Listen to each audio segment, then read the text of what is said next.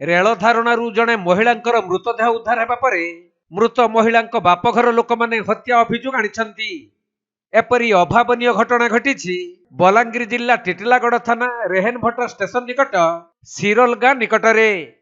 तेबे मृत महिला स्वामी स्त्री जीवन हारी देइथिबा कथा कहिथिबा बेले झीर बापा किंतु तांको हत्या करा जाइथिबा अभियोग आनिछंती। ये मो झियो काय ना तांको ना कनकरण आर तमर जेन जय जेनटा बाहारिथिलो तांको ना कुमार रणा। अच्छा काना घटना काना हितला घटना तो किछि नै कहबा या दिन 6 पार 5 पार फोन करे आरो कालिर बाबा या फोन ने करी टिके कलकाल हेले भी फोन करे और कालिर बिल्कुल फोन फान ने करी आया। तो घटनाटा आपन काना घटिथिबा बोली अनुमान करूछन ई ठेसी दिवरान झपै दिछ बोले हमर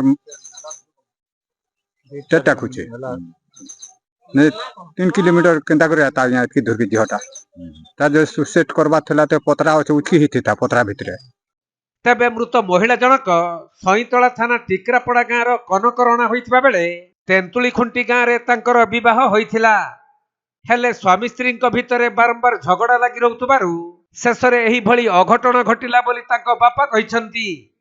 सेपटे गतकाली पुणी उभयंक मध्यरे झगड़ा होइथिला बोली मृत महिला स्वामी स्वीकार करिसंती। तेणु एही घटनार सत्यासत्य संपर्क रे पुलिस तदंत जारी रखिछि। असुविधा तो किछि नै से पदे पदे चिंता बोले आसला झगड़ा पतर लागलो आरो पदे पदे लागलो घरे खाली जंगला पतर हेलो खाली एटी पदे पदे खाली। अच्छा केते बेले इटा आसले इटा सोर ने केते बेले आसले जी राती आले कि दिन बेले आसले कि राती आसले सकाळ नहीं दिन बेले नहीं राती आसते रास्ते राती का आसते हां घरे पिटा मरा हेलो दी लोक नहीं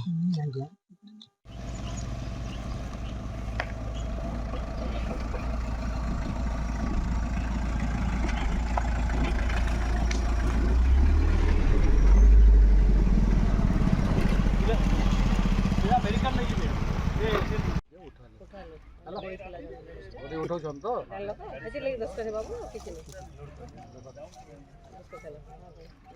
रमेश बाग